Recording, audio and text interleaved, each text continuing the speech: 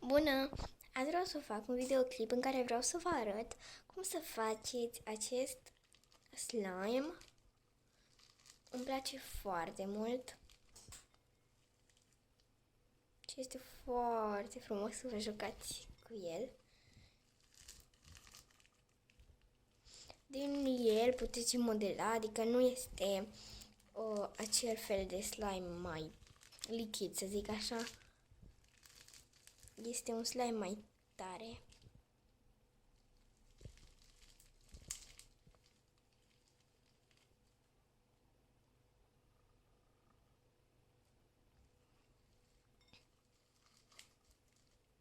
Da.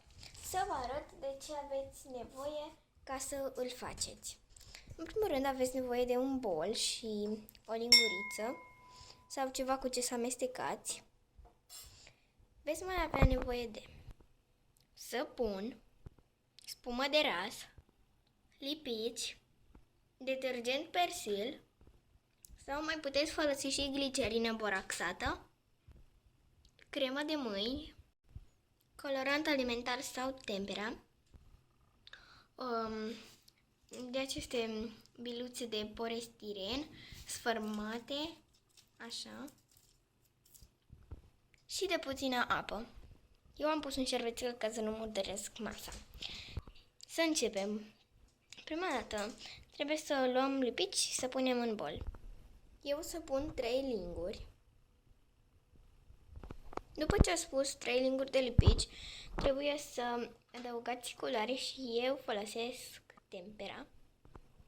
Așa, am pus. Scuzați-mă, am uitat să aprind lumina ta. Ok, continuăm. Acum luați săpunul și puneți o pompiță sau mai puțin. Mai puțin. Cam atât. Să zicem 2 picături sau 3. Așa. După aia luați crema de mâini și iarăși nu știu să vă spun cât să puneți. Nu contează dacă puneți mai mult sau mai puțin. Da. Iar acum trebuie să luăm spumă de ras, dar nu trebuie să punem foarte mult, chiar trebuie să punem foarte puțin. Am pus. Da. Acum, dacă am pus 3 lingurițe de lipici, trebuie să punem 3 linguri de apă. Iar acum amestecăm. Acum luați detergentul sau glicerina boraxată, depinde de ce folosiți, și puneți puțin câte puțin. Așa.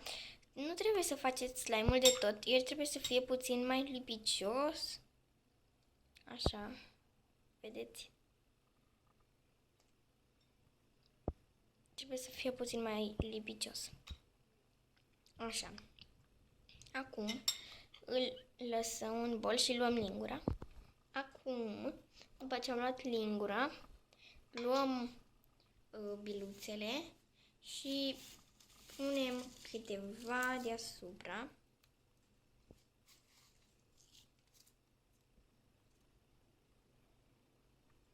Și aici puteți adăuga mai multe sau mai puține. Și acum trebuie să le apăsați puțin.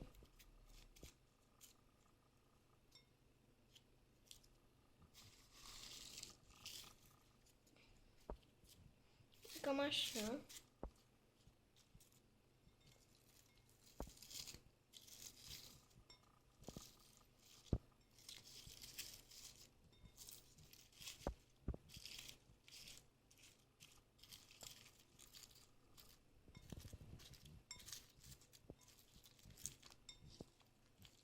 Și tot adăugați biluțe până va fi mai multe. Depinde câte vreți să puneți, dar eu o să mai adaug.